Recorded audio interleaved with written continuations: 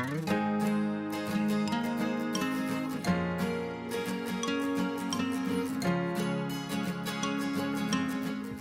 I'm Paget Fick from Rochills Estate Agents, and I'm here with our director, Rochills.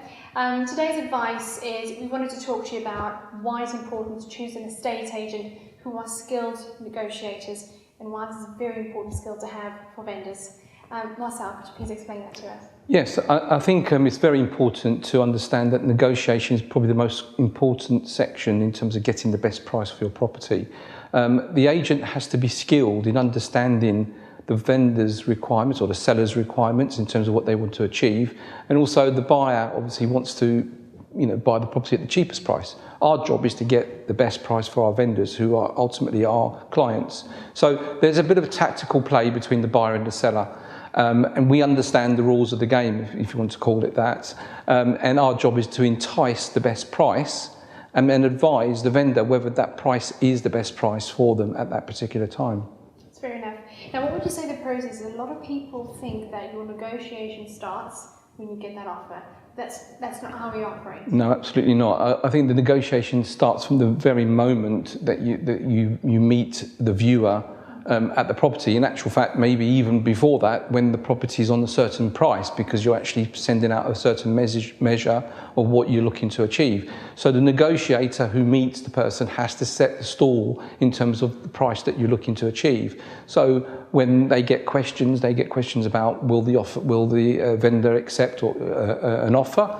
The negotiator has to be quite firm to say, this is the price, we're confident of getting that price. And if you send that message out to the buyers, they soon understand that you need to get close to the asking price. So all our systems and processes are put in place to make sure that we have all the techniques to make sure that the vendor gets the best price.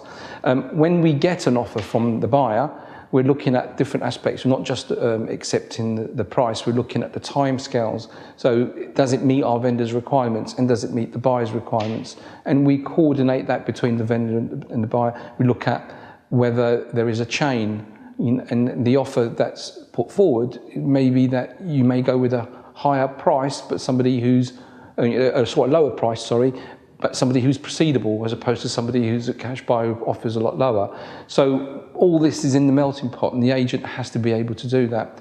And I think importantly, if you look at online agents who don't do the negotiation skill, don't do the negotiation part, there is a massive loss to the vendor, because this is a skill and an art which is critical in getting the best price. And a good estate agent who knows how to negotiate will pay for himself many times over.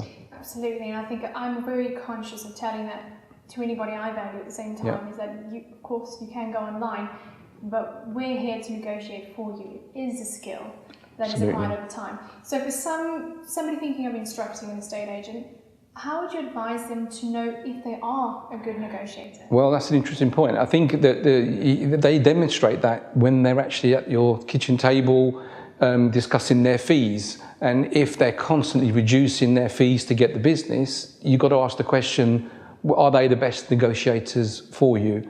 An agent who keeps dropping their fees may do the same with their buyers. So they actually are demonstrating the negotiation skills when you instruct them. So I think it's very important to look at those particular skills from that agent and whether they keep dropping their fees. Brilliant, thank you. Thank you.